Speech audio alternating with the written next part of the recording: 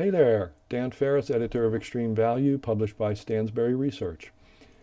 Today's video is inspired by a recent post on a website called hussmanfunds.com, hussmanfunds.com. And that's Dr. John Hussman's website.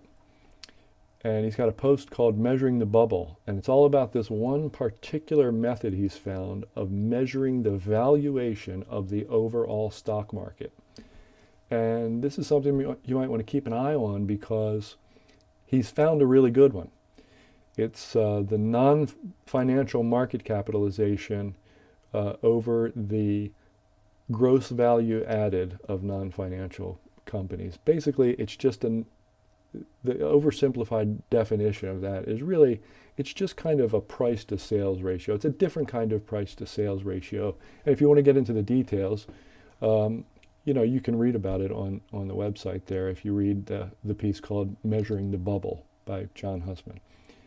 And the reason I want you to read this and keep up with this non-financial market cap over GVA is because Hussman's done the research, and historically speaking, 93% of the time, when this thing is way low, subsequent 10-year returns in the S&P 500 are way high on an average annualized basis. When the thing is way high, the next 10 years of returns in the S&P 500 stink. And today the thing is hitting new highs. So guess what? The S&P 500 is, by one of the most reliable measures that we know of, extremely overvalued. It's at an extreme of valuation. Does this mean the market's going to crash tomorrow? Does this mean this is the top? No, it doesn't mean that. Think about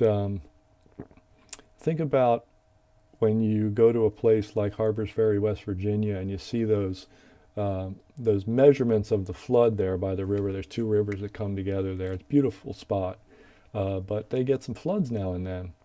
And you can see, they date the flood levels, and you see the highest one up there, might be from 50 or 100 years ago or so. It can always go higher. There's no limit. There's no law of nature that says that because a particular valuation measure, in our case, has exceeded a certain limit, that the market has to crash in a certain period of time. There's no law of nature that says it can't go much higher and become much more overvalued. Okay, so don't misunderstand what I'm saying here. In fact, I'm saying the same thing that I've said repeatedly. You don't have to call the top in stocks. That's not the point of anything I've been saying. The point is, you don't buy stocks, at least not very aggressively at all, when they're priced for poor returns. Right? So what do? You do what I've been telling people to do for, better part of several months, almost a year, I guess. You hold plenty of cash, because one day a bargain will appear and you want to have the resources to take advantage of it. So you hold plenty of cash. You short the shares of deteriorating businesses in difficult industries. And we've shorted in the Extreme Value newsletter, I guess we're short a retailer and an advertising company, and I won't get into the details of why, that we discuss it in the newsletter. Hold cash, short stocks, and the third thing is you only buy when you have a sufficient margin of safety. We found a new fantastic bargain in Extreme Value in the January 2018 issue. I've known about this company for many, many years. I've known the people running it I've known one of them for 20 years.